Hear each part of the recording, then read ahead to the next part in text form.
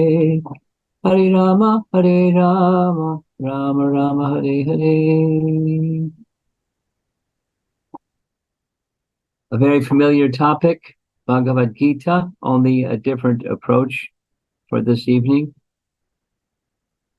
A little background, just so you have a picture of the origin of this topic. One of the long-standing Bhakti Shastri teachers from the VIHE, Vrindavan, was visiting in the Potomac, Maryland temple some years ago. And he took a very interesting approach to sharing Bhagavad Gita with the devotees there in the Washington, D.C. temple area. What he did was, he said that the Bhagavad Gita can be understood in a number of ways, and one of those is to understand the values that Bhagavad Gita promotes or passes on to the reader. And he called it Gita Values. Gita Values was something that I came to learn about after he had given this whole seminar. And what I did was I took the topic, Gita Values, and made it into a little presentation on the 6 Gita values that he identified in his seminar when he visited the Washington, D.C. area. And to start with Gita Values topic, I'd like to begin with giving a little presentation, an introduction, I guess, on spiritual culture and the values that are found in spiritual culture. Aside from spiritual culture, any culture has different features. This is an image of an iceberg. I received this image from a devotee who did his PhD, a devotee that did his PhD in the sociology of culture. And he explained it in this way, showing this image, so I'm borrowing the image. Culture has essentially 3 parts, just like an iceberg has essentially 3 parts. There's the part that's visible above the surface of the water. That's one part. Then the largest part is just below the surface of the water, but it's certainly part of an iceberg. And then there's the very bottom part of the iceberg. And culture similarly has these same 3 aspects. That which is visible, for those who study culture, there's behaviors, symbols, perceivable features, art and architecture and dress and customs and people that are perceivable, behaviors, etc. So something that people that get absorbed in culture, there's artifacts, long-standing tendencies. So observable, measurable, perceivable, that's the tip of the iceberg part. And then what's below the iceberg is the stated values of any culture. It doesn't have to be a country. It can be a group of people. It can be a corporation, for example. When one company buys out another company, one of the first things they do is they go through the process of establishing a mission statement for that organization, the new group of people, and make a document, much like what Prabhupada did for ISKCON, the official beliefs and its mission, or what we say is important. So that's values. And naturally, values drive behaviors. At the same time, behaviors can impact values. So there's an interplay between the two. And then there's the bottom of the iceberg. And the bottom of the iceberg represents unchallenged certainties. Now, in material culture, there's what are unchallenged certainties, laws of nature, I guess, and implicit convictions.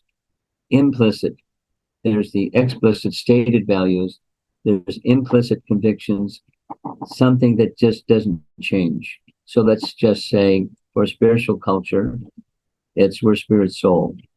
And then you can go a little bit further. What do spirit souls do? They engage in service. They engage in service to the whole. Parts serves the whole. These are examples of unchallenged certainties. And so this time together is going to be focused on stated values. The stated values within Bhagavad Gita, 6 in number, and how those values drive or help determine behaviors, and how behaviors can help reinforce your stated values. So that's a model, the iceberg of culture model. And I want to speak a little bit about how Bhagavad Gita is more than knowledge or information. It's knowledge and it's information. But more than that, it's wisdom. Because the bottom is just information. What's the distinction between knowledge and wisdom and information? Information is you know something, and knowledge and wisdom is you carry it deeply within yourself, and therefore the information is embedded within, but it's more than just knowing something. It's living from that principle because it's deep within. That's wisdom and knowledge. In Bhagavad Gita, there are things that are not so difficult to understand. However, it's teaching very elevated teachings, as well as elevated values. And sometimes we find ourselves on the left side, that's where we are, and there's a big gap between where we are and where we want to go. That's on the right side. And that big gap, you probably discussed it in your reading groups or study groups, etc. There's a big gap between what we know and what our day-to-day reality and experience is. That gap in devotional practice can be called liminal space. And I like the word liminal, and I learned the word from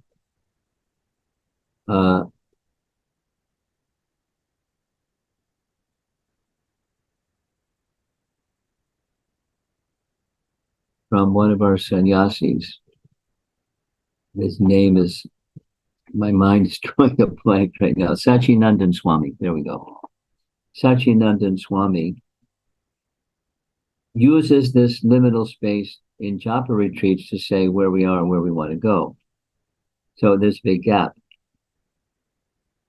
And in the whole of life, the whole of the bhakti process, the whole of stated values, and exactly what our experience in reality is, that's the big gap, or the liminal space. Liminal, here's some corresponding terms. A limen, maybe you've noticed at your front door of your house or your apartment, there's a little board that goes beneath the door and on top of the floor. It makes the seal between the door and the floor nice. Or a bathroom, commonly they have a limen. It's a carpentry term. It's something that between this and that. Or a hallway, sometimes like where Hiranyakashipu was killed, was neither inside nor outside, but it was in a liminal space, in between space. So like a corridor is a liminal space.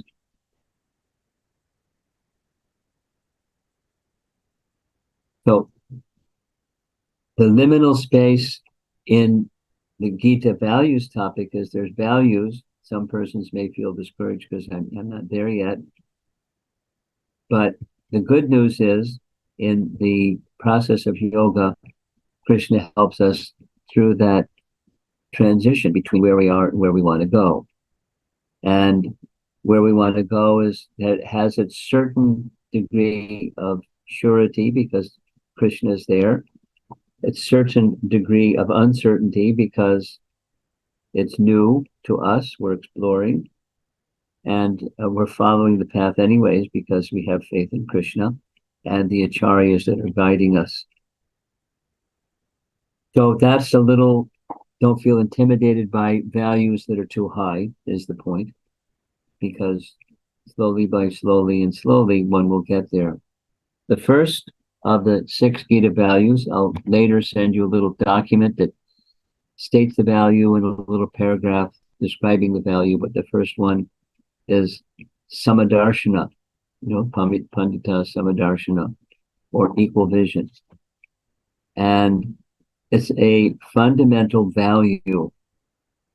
It may not be something that we day by day, moment by moment function on the basis of, but it's a value of Bhagavad Gita.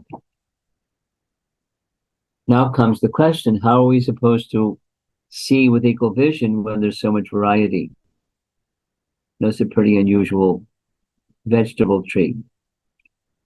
In other words, it's just Photoshop. There's apples and there's bananas, and there's oranges and there's pears and there's different kinds of fruit, guava and so forth.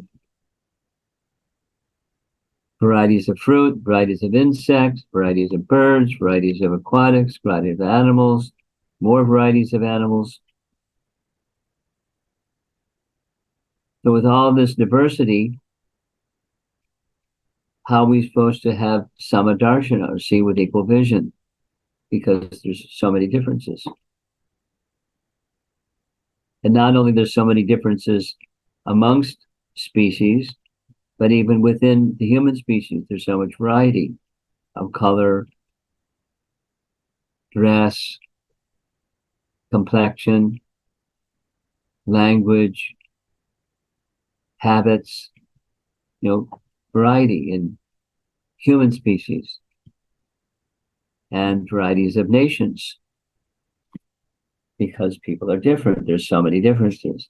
So in other words, there's challenges to the sama-darsinah principle. And there's different emotions. People react differently to the same thing or to the different things, and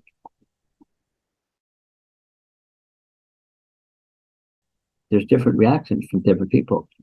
So the question then is how to do this sama-darsinah value when there's different life forms, different people, different situations, different exchanges, how to see with equal vision. Because darshana means vision, equal vision. How to accommodate or incorporate this value of Bhagavad Gita. Well, the image at the bottom right shows a key, and just above that, in the blank space, there's a lock. And I'm sure you noticed the lock is in the shape of a heart, and the key fits the lock. And so Bhagavad Gita gives us a key to how to see sama within diversity. The sama is based upon who the living being or living entity is, not just humans.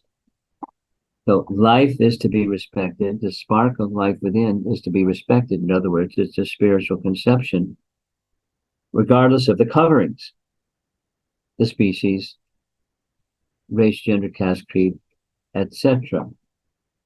Coverings are different. Souls is where the sama element comes in.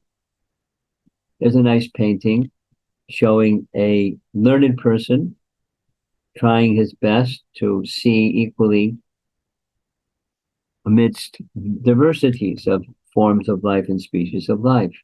The commonality is the spark, the soul within. Now, in the sky, you see many, many sparks because it's not just those embodied in visible species, there's some species that aren't so visible, little microbes and things floating in the air. There's some things we can see. There are things that are not, by the naked eye at least, visible, but there's souls, according to Bhagavad Gita, Sarvagata, there's souls everywhere. And each of those souls is an unchanging spiritual energy. It doesn't come into being, it's eternal. And that's the identity of ourselves. All living beings are spirit souls. Another painting on the right side showing the soul or the spark of life within. And the spark of light from within is an energy, one of the multi-energies of the Supreme Lord. That's where that energy is emanating eternally, emanating from. So what's a soul anyways? So this is 101 Bhagavad Gita, but soul, it's us, that skinny guy, that's us, eternality, cognizance, and bliss. Satchitananda. That's the makeup of each and every individual soul. A nice, cute way of saying this. We're not human beings having a spiritual experience. We're spiritual beings having a human experience. And so it's a frame of reference who we are, spiritual beings. This is a little video, and I hope it does its thing properly. The reason why spirituality is important is because it is reality. But we are not human beings having a spiritual experience. We are spiritual beings having a human experience. Who I am and what I am is not my body. It's not even my personality. It's not the trauma I suffered. It's not what I've been through. That there is a little spark of the divine inside of me. There's hard data that shows around mental health and well-being that having serenity, meaning, purpose, a losing of oneself to a transcendent self of the divine increases greatly the quality of our lives. We're a part of something much greater and much more beautiful than ourselves. And in living in that state can greatly enrich your life. Sounds like Bhagavad Gita, doesn't it? The So something that I have done many times in the past is, before pandemic at least, teachers, high school teachers, college teachers, and teachers that they're teaching their students, they're doing a world religion course or something like that.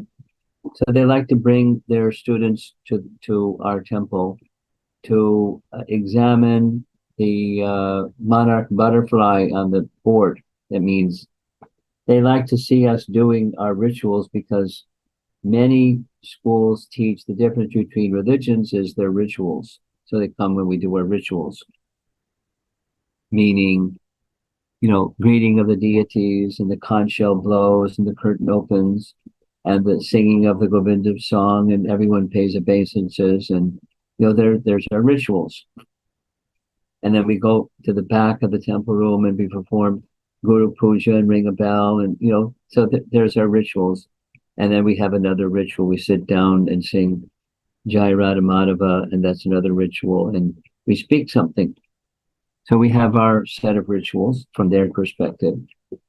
And depending upon the audience, but something that I like to do is I say, please point out, you probably all know, who's the smartest student in your class. They all giggle and they all look at the person who they know is the smartest person in your class. And then I ask them, are you all right if I ask you some questions and you give your best answer? Yes, yes. Point to your soul. First, it's point to your head, point to your foot, point to your elbow, point to your shoulder, point to you. And they get confused usually. They point to their heart,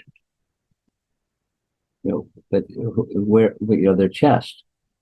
So who are you? If you're, so we say the story, my head, my arm, my foot, my elbow, my shoulder. There's the object and the possessor of the object, who's the mind. So it's just to help them get a little bit of an understanding of the soul is different than the body. And that soul that's different than the body pervades and gives life to both the gross and the subtle body. And the size of the soul, tiny, tiny, very tiny. Tip of the hair divided by 10,000 parts.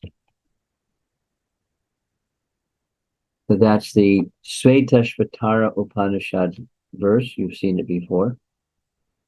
And there's something from our scriptures that teach us how tiny, tiny, tiny the soul is, whether it's in a microbe or in an elephant or anything in between, small or big. It's the animating force. That's the soul. This is the sama-darsinah topic. Same size, regardless of the body. And the makeup of its soul we already discussed, Satchitananda. And here's a verse from Bhagavad Gita, chapter 15. The transmigration of the soul, and it then receives coverings, the living entity, thus taking another gross body, obtains a certain type of ear, eye, tongue, nose, and sense of touch, which are grouped about the mind. Thus he enjoys a particular set of senses. So bodies, specifically, they have senses. There's the ear, eye, nose, tongue, nose, and touch. 5 senses. And then there's the human being that has all senses well developed. And material life is often absorbed in sense perception and trying to gratify the senses. Meanwhile, there's something amidst all of these differences, there's something the same, the sama part, and that's the individual, amazing spirit soul that's within. Here's a verse from the 3rd chapter of Bhagavad Gita. The souls become covered by the illusory energy. When the illusory energy is thick in the mode of ignorance, is compared from Bhagavad Gita chapter 3 to the embryo covered by the womb, or the mirror covered by dust, or fire covered by smoke. This is corresponding to the modes of nature: ignorance, passion, and goodness. Although we're not any one of those three, the covering of the illusory energy impels us or induces us to misidentify with the covering and forget who we really are. That's a great misfortune. And Bhagavad Gita is meant to remind us of what we have forgotten. Therefore, the humble sage, by virtue of true knowledge, sees with equal vision a learned and gentle brahmana, a cow, an elephant, a dog, and a dog eater. Interesting drawing of a dog eater. So obviously, bodily differences are there. And according to the artist, that spark is the sameness. That's the equal vision of the humble sage who has true knowledge and can see the differences and can see with equal vision that which brings about sameness. This vision awards personhood to all, links everyone with the divine grace, and consequently with each other. Now, this presentation I've made this many times to colleges. It's a very good way to introduce 101 Bhagavad Gita to college students. So I'm sharing it with you, maybe with that purpose in mind. Equal vision begins with seeing ourselves as what we are and seeing other living entities as who they truly are. That is, equal vision starts with self-perception, and it expands. Then it becomes possible to expand to seeing others as they are. That's equal vision. Practically, there are challenges for us to see others with equal vision. So if we were sitting in a room together, you can do this with a group of students or a group of new people. Think of one person in your life with whom you have difficulty, now or in the past. Write down the person, the incident that caused difficulty, and how you felt at that time. And then you do that little exercise. You encourage them. Consciously see that person as a spirit soul. Give them some time. See that person, not the covering, but the person, the spirit soul within that person, as who they really are. Now, I've done this with college groups, and I'll tell you that they find that what they actually follow what's being encouraged, they feel very different about that person who in the past they felt some difficulty with. Not necessarily hate or violence or something, but some difficulty. And seeing them as a spirit soul, it does something to your feelings. And that's a practical application of this little lesson in Gita Values. Now, deliberately, I went through this quickly. And if you wish, I can share these 6 Gita Values with you. And when you have a new audience, you may find it useful to make this presentation. So I don't think in future sessions with all of you will cover these Gita Values, for your own group. But let's see if any of you would like to discuss some of the topics we just covered.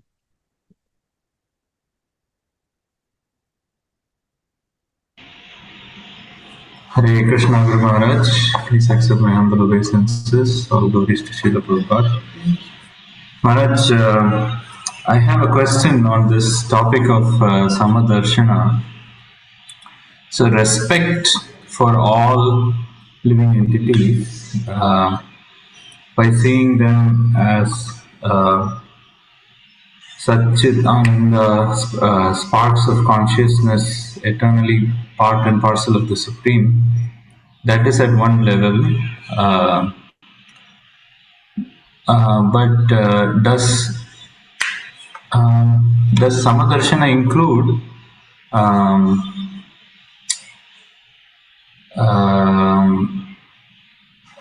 each living entity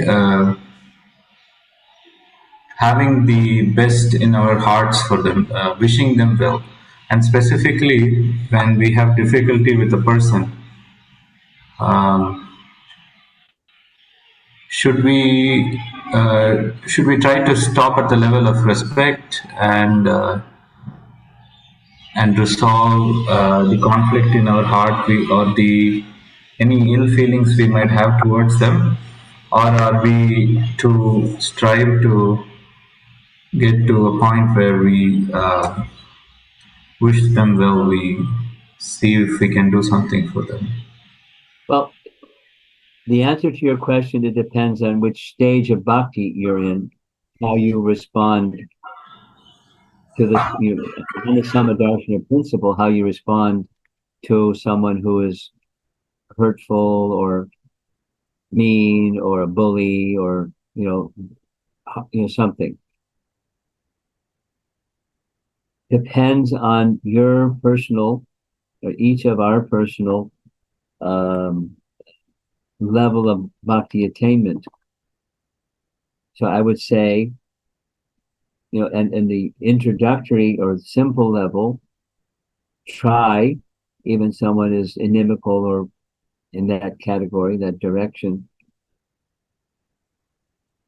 see them as a spirit soul. That is to say, see the behavior and speech distinct from the soul.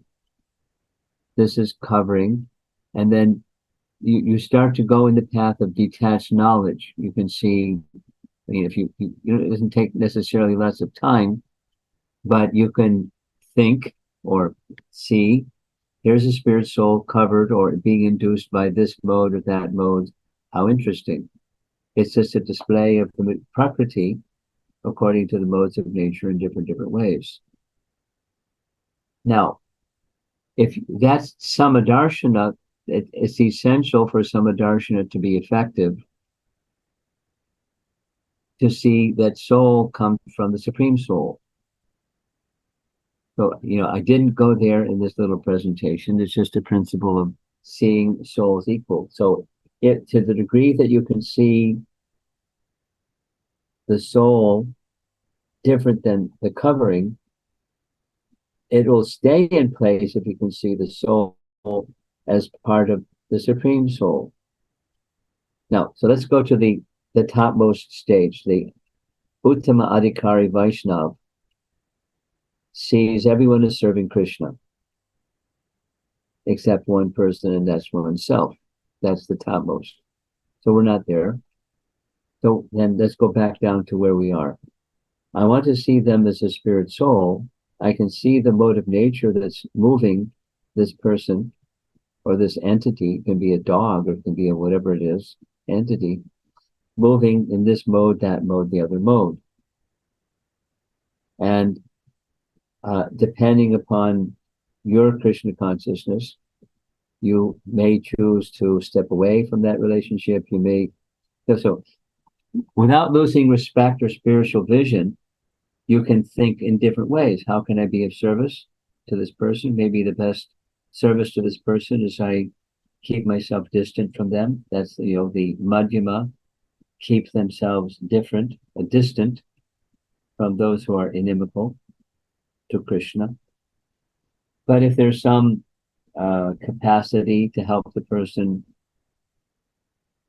make a step closer to Krishna, that's because I've been discussing Ramayana. How many, Vibhishan, for example, spoke to his wicked brother Ravana at minimum 3 times, specifically speaking higher principle to him. Of course, he wasn't received nicely, and therefore he left. So that's an option. You make an attempt to render some service to someone who's inimical. And if it's Vidura did a similar thing. He stayed with his elder brother and his sons for some period of time, trying to do some good for them, but it became evident it was not going to be received, and so he left. But that's another option. Render some service to your capacity, to what was appropriate for the situation, if that's at all appropriate. And at some point in time, you may keep yourself distant from that hurtful, unwholesome, vile person, harsh speaking, bad tempered, etc. person. However, if there's some service you can do, it's nice. Well, it's nice. So there's different ways you can render service to such people. And somehow or another, give prasadam or say Krishna's name or something. So they're getting some, at least subliminal or agyata sukriti benefit. And some people, it's best just to depart. But that's a judgment call.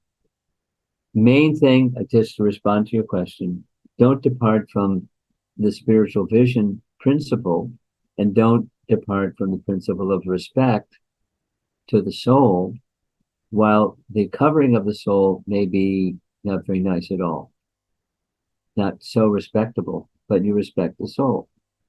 So try to stay in that frame, in that space, and then you start making choices based upon the situation and an honest evaluation of your spiritual capacity given the situation.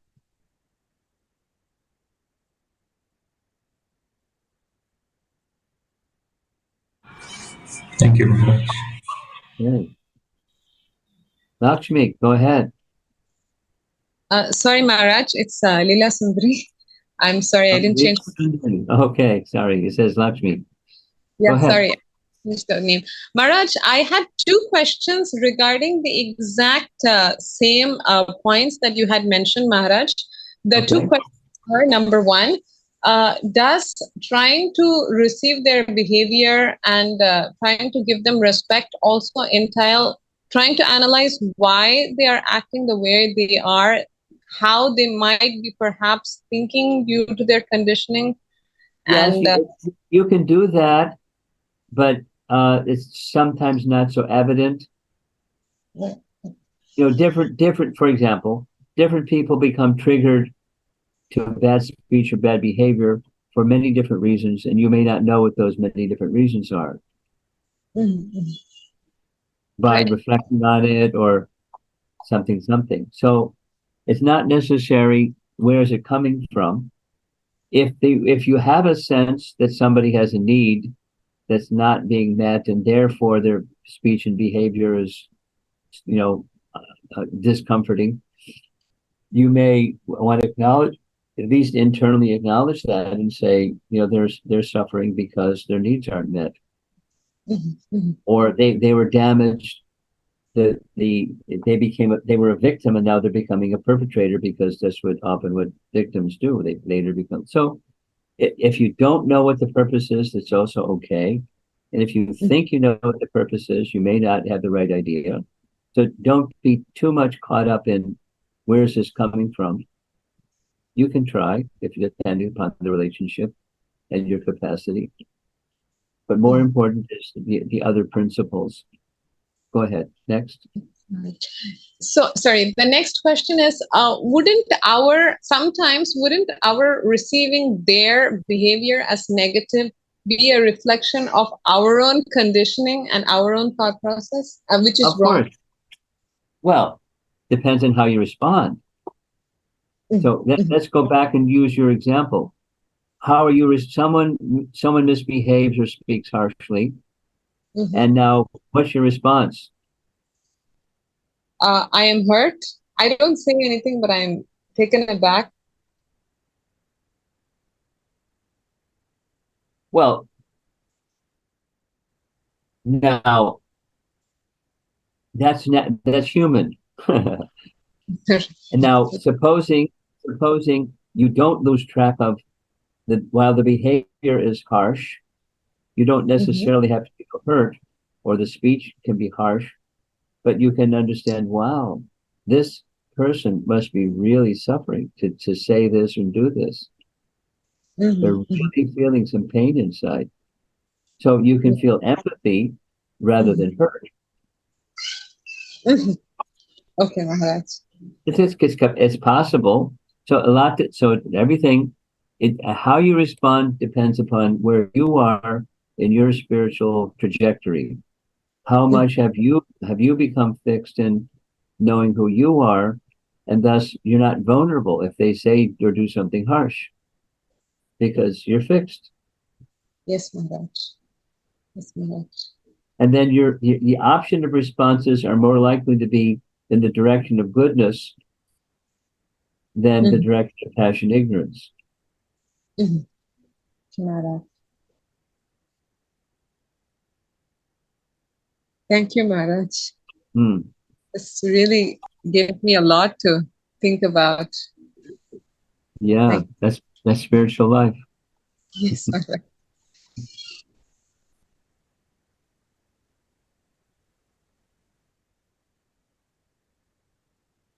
Maharaj,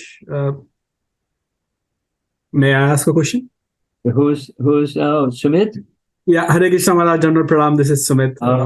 Okay, let's hear what your thoughts are. Thank you for a wonderful class.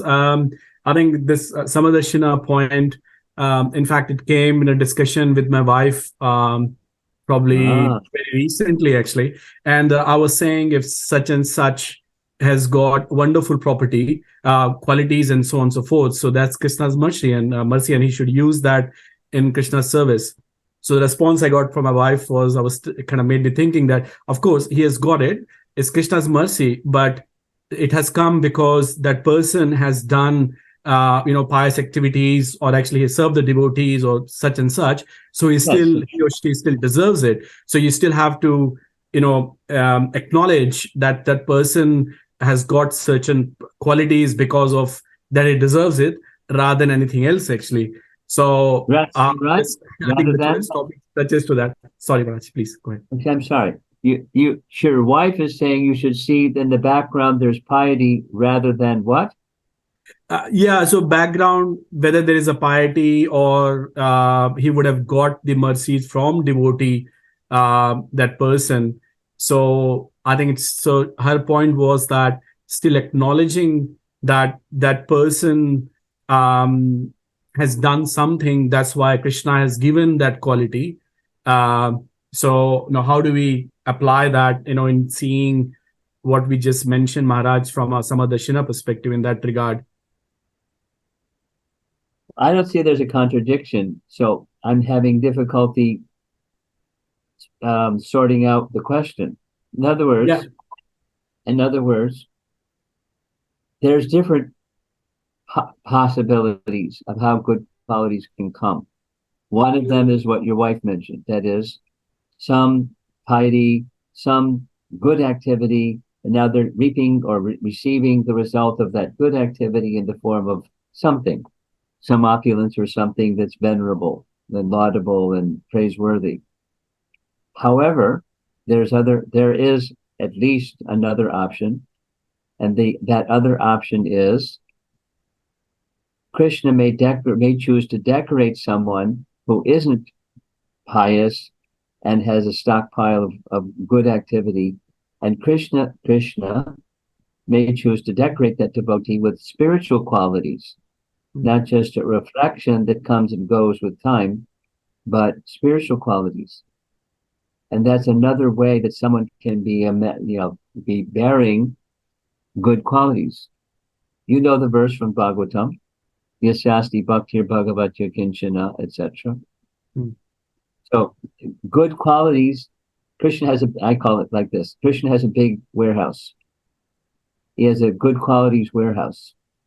And when he sees a devotee who may not have had a pious background, but they're sincerely striving to take shelter of him and please him, and they're trying, Krishna may smile and decorate the devotees with good qualities. This is a point that Prabhupada makes many times. It's not that we need to endeavor separately. Krishna will take care of bestowing upon his devotees good qualities. And there's 26 qualities of the devotee, and you know the list.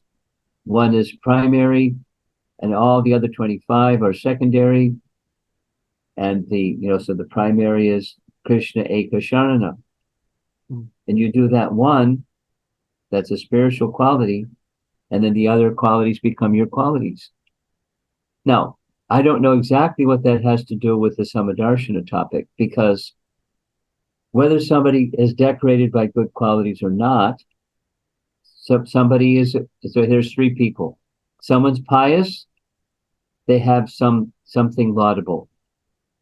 Here's someone that's impious or in even another form of life, that's their misfortune. Good fortune, ill fortune. And then there's a third category, somebody that's a devotee and at some stage of bhakti, and they have some degree of good qualities. That's pretty much probably all of us on the screen here. Some degree of good qualities, but we're not there yet. So there's three categories of persons. Sama-darsinah is, regardless if it's 1, 2, or 3, they're spirit soul. Amongst those that are spirit soul, there are some that are carrying bhakti, and we show special honor to that bhakti that's being carried by that spirit soul. We honor all spirit souls, and we honor especially the bhakti that's being carried within the soul. Now, supposing amongst the bhaktas, some have lots of good qualities, some have something of a mix, someone are just getting started and they got some not very nice qualities. They're harsh, or they're rude, or they're not refined in their culture, etc., etc. So we make distinctions like species of life, or what kind of butterfly are you, or something like that. We make distinctions, but at the same time we see their spirit soul. Here's this devotee. There's something inside them that makes them very, fortunate. They have some idea, and it needs to be so let me, in my interactions with this somebody, try to fan that spark, recognizing, this person is more fortunate, that person is less fortunate, according to their position and my capacity. Let me try to fan the spark. Sir, while sama-darsinah and having respect because of the soul being part of Krishna, his eternal servant, regardless of their good, bad, and mix. That's easier said than done. It's easier to say it, and then to live it is another thing. But that's the principle of sama-darsinah, the value, the Gita value that can drive behaviors.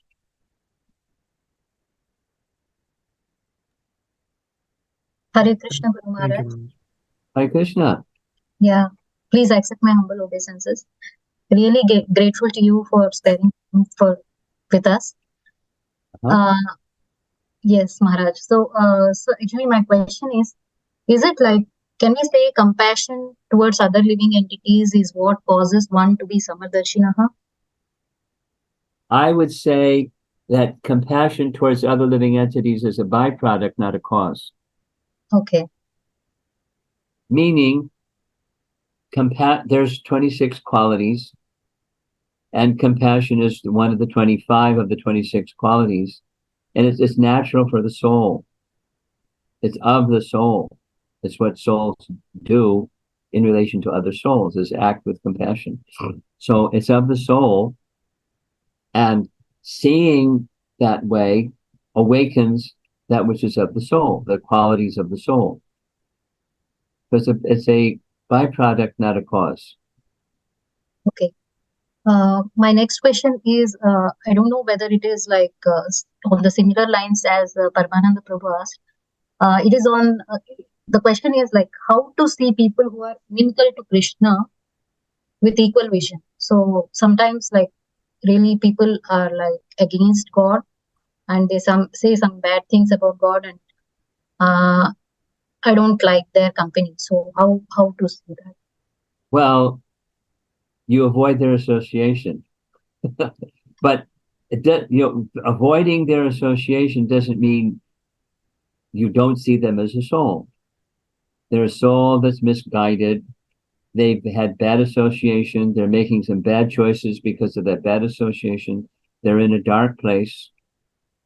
And I don't want to be in a dark place. Now, if you're Nityananda, you can go to those people and say, that's okay, please chant Hare Krishna. But most of us are not capable like that.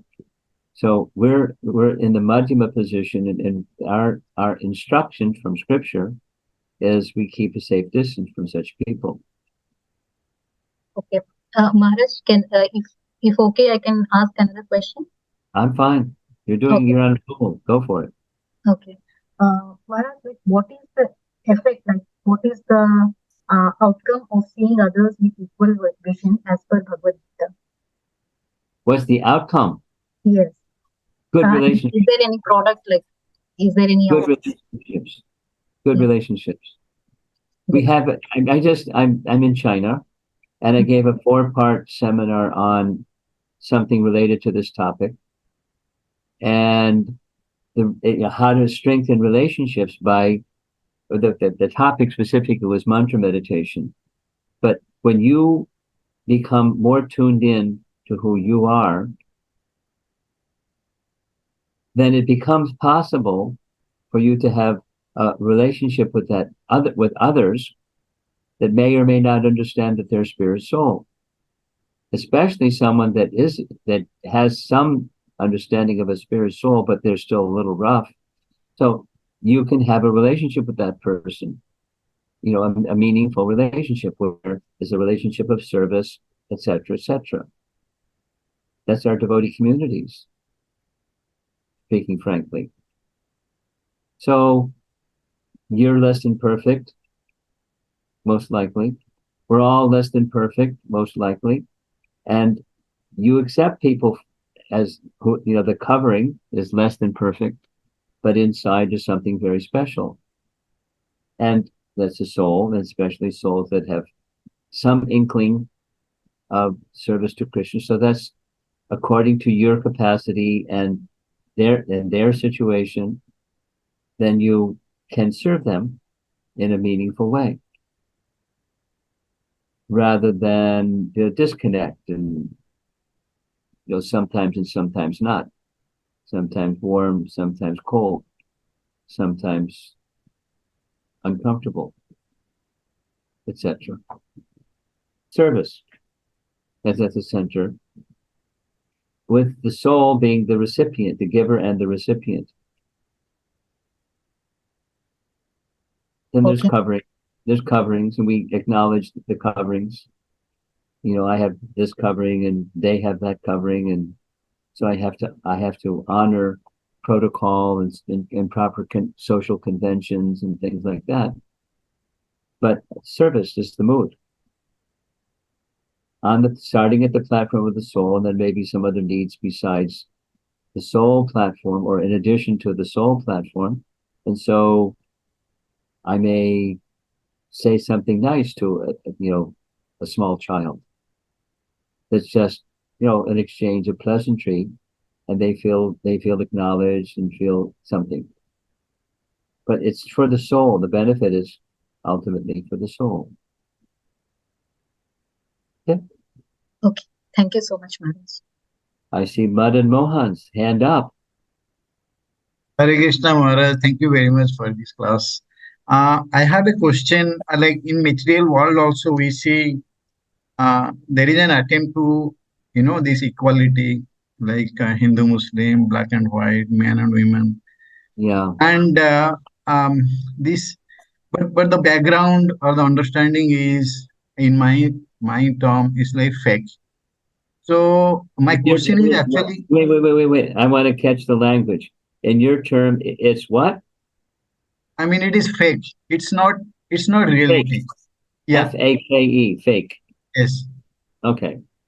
So my attempt to, like explain them or educate them that there is a true equality. We don't have to take shelter of false equality, has not been very well received. So it leads to leads to frustration on my part. So my question to you is like, you are so advanced. So maybe you can guide me like how, I mean, is there a structured way or more systematic way of approaching this kind of educating them? My answer to a question like this is, it depends. And what does it depend on? It depends on time, place, circumstance. A lot of it depends on what your sense of what they feel will be relatable. I mean, how creative was Prabhupada in different audiences? So depending upon the audience, he would use different examples and help people understand something based upon something they could relate to. That's a very practical, it's an analogy. That's a way of helping somebody understand something by way of analogy. So it depends on the person you're speaking to, what level. If you just give, truth, you're not necessarily going to catch the fish. You have to put some little bait on that hook, and then you can maybe catch the fish. So something that that's relevant and relatable to them. So it takes a little bit of super soul guiding you, and time, place, circumstance. What is something that they can relate to?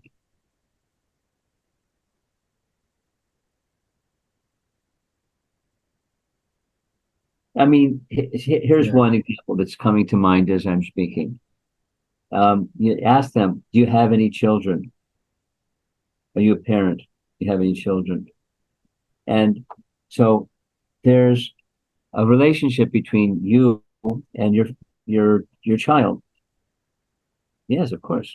So in that relationship between you and your child, is it equal? The child is the authority, and you're just listening to the authority because you're the dependent and they're the independent. You make a distinction. You have affection. So put something in terms that they can relate to, and say there is such a thing as equality, where it's not homogenized. It's not material equality, but there's equality. So anyway, depending upon the person, something they can relate to. And you help them understand the principle, not just by stating it. It's going to, chances are it's going to bounce.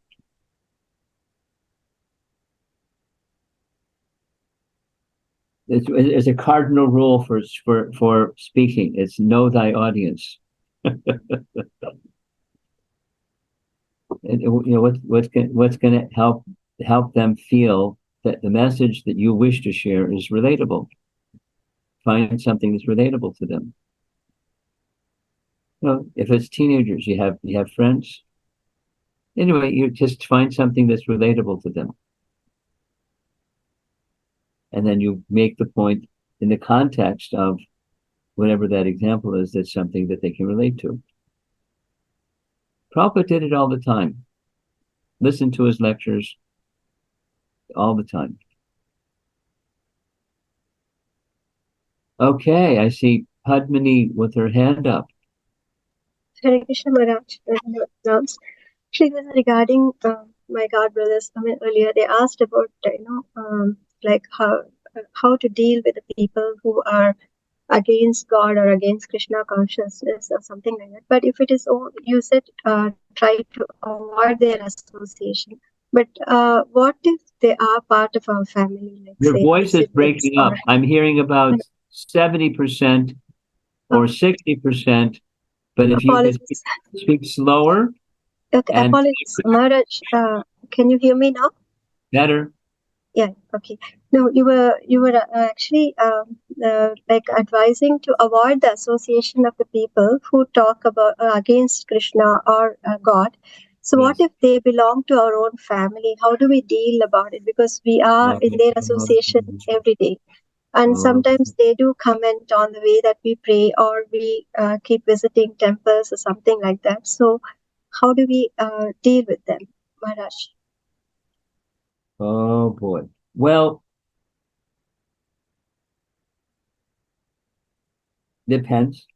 And one of the things that I would recommend is not negotiating, but helping reach a common principle. A common principle is respect.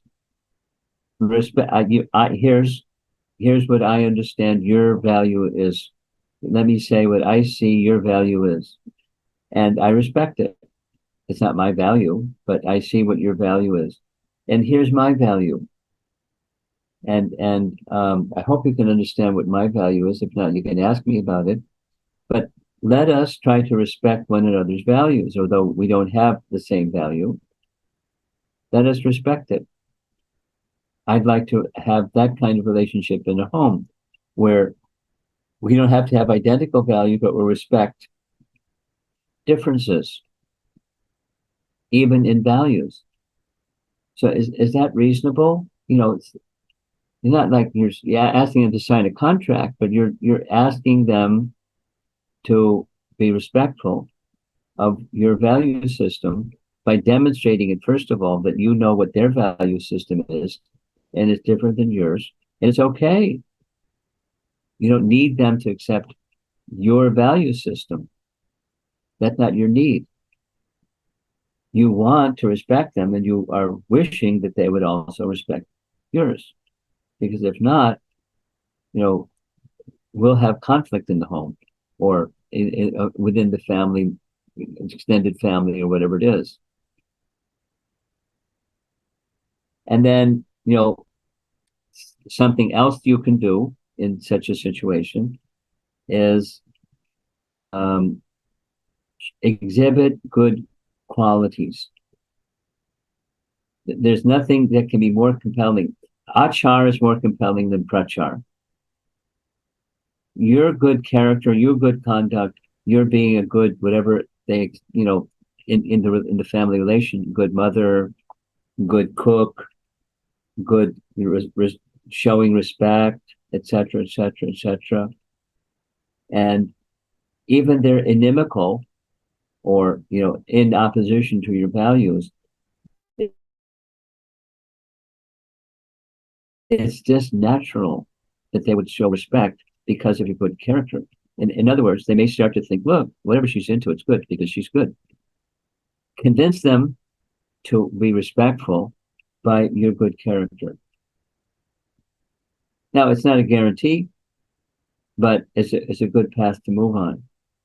Because generally speaking, it will garner what you're looking for, which is you don't have to have them accept your values, but just be respectful and let you have your space with living your values. Those are two suggestions. Thank you, Maharaj. Not easy. Good luck. Okay. I see Padmanabha's hand, and Shrinta, you had your hand up before too, no? Maharaj, my question you have already answered to Padmini Okay. Mataji's question.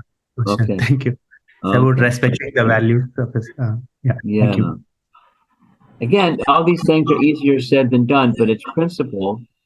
And when you can live by principle, it works. It's powerful. So spirituality has its power. It's self-power, and it has its impact on others as well. Paramananda.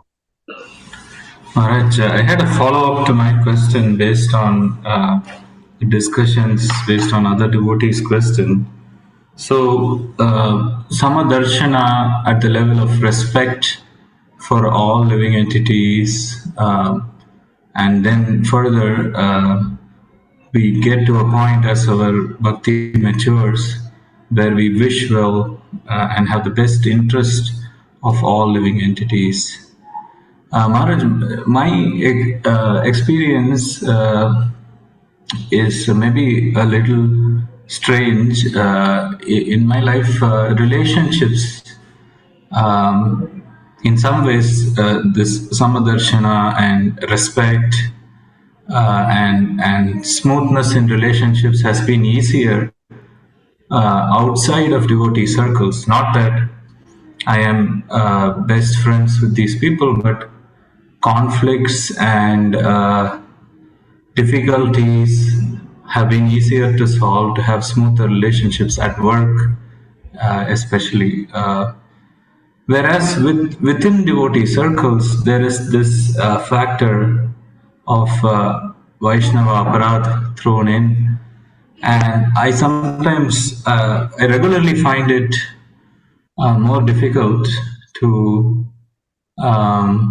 act on the teachings of the Bhagavad Gita, sama-darsinah, because I find myself sort of paralyzed, difficult to respond, whereas I would easily do that in my office, for example. I kind of get paralyzed when it is devotees I'm dealing with. Do you have any advice on this, Maharaj? Because I feel I have more to offer in relationship with devotees, but I am not at this point because of this. Wow.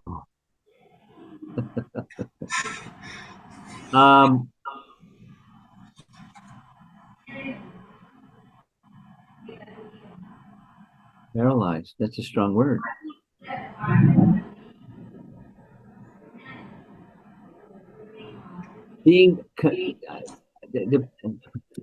It depends on where those feelings are coming from. That is to say, if it's paralyzed or feel constrained or something because I'm afraid of Vaishnava Aparad, that's one thing. And it's not that you shouldn't be concerned about Vaishnava Aparad, but you don't need to be immobilized or something, unable to be free because you don't want to make offense.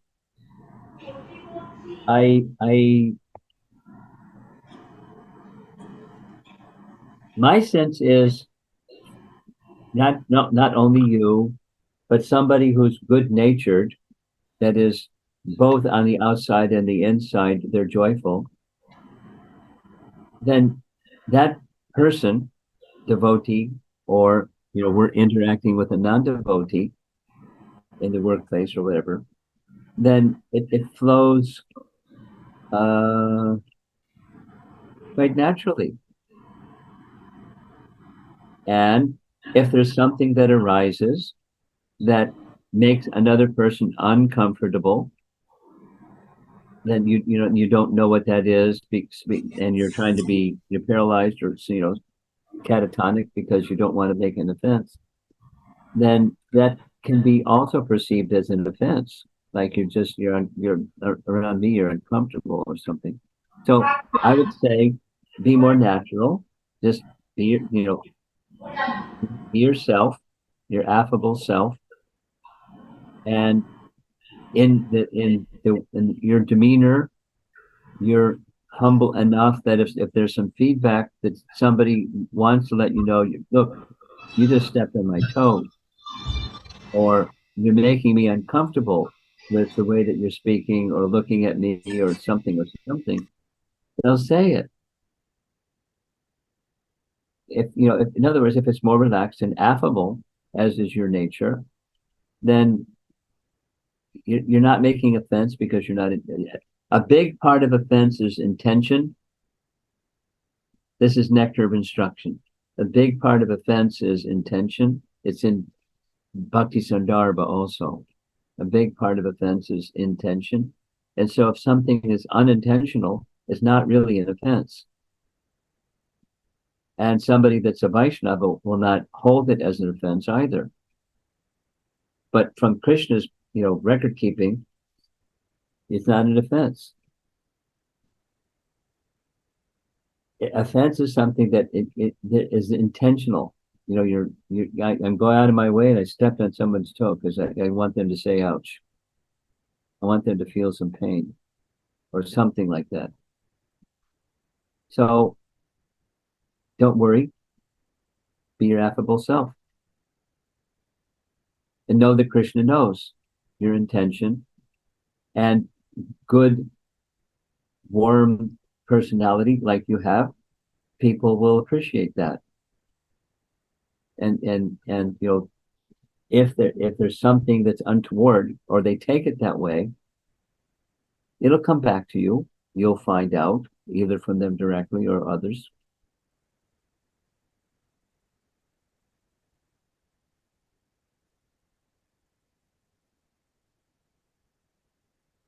And that's where Vaishnav humility comes. And when that feedback comes, you're like, wow, thank you for that feedback.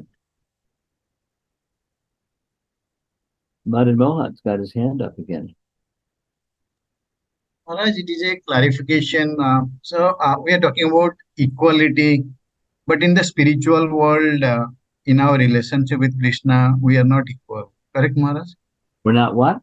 We are not equal in our relationship with Krishna. Well, of course not.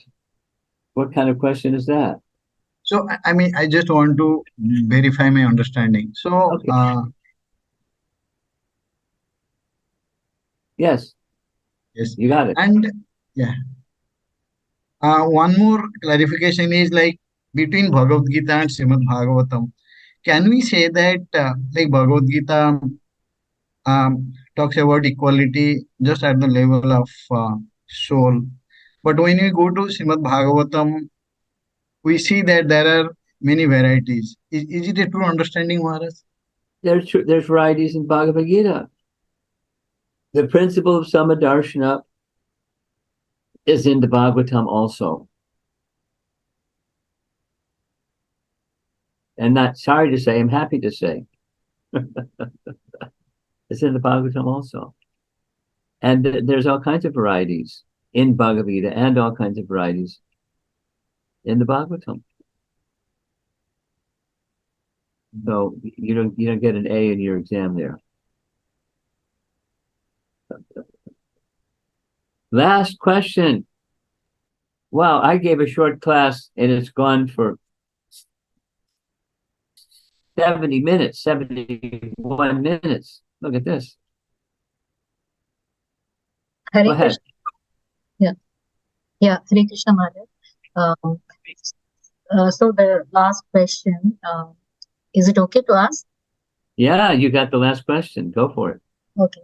Maharaj, actually, this is out of topic, not related to the today's topic. Just like, is it necessary to spend time to introspect ourselves, where we are and where we want to go, or to go on performing various services, which in turn may purify us while doing it? I got about 60%. Could you try it again and speak slowly, clearly? Okay. Is it necessary to spend time to introspect ourselves? Yes. Okay. So where we are and where we want to go, like we have discussed about the liminal space today, right? Yes. Or is it like we can go on performing various services, devotional services, which may purify us while doing it? Both. Okay. I mean, introspection is mode of goodness. Mode of goodness includes introspection.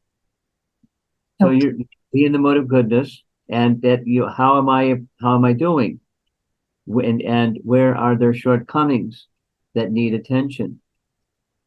And then not just notice them, but then apply yourself to what you said, the second part, which is continue on with your devotional service with confidence that anartha nivritti will take place as I move forward, being introspective and calling for Krishna's help to remove unwanted things. Does that address your question? Yes, Maharaj. It's helpful. Okay. Yeah. So maybe next time we get together, I'll go to Gita Values number 2. I thought I would just kind of give this is good for college kids or introducing new people or something like that. But looks like we just spent, 40 minutes covering discussion on a simple presentation. So that's nice. Thank you Yes. very much. Hare Yeah. Krishna, everybody. Hare Krishna. Glory to Prabhupada.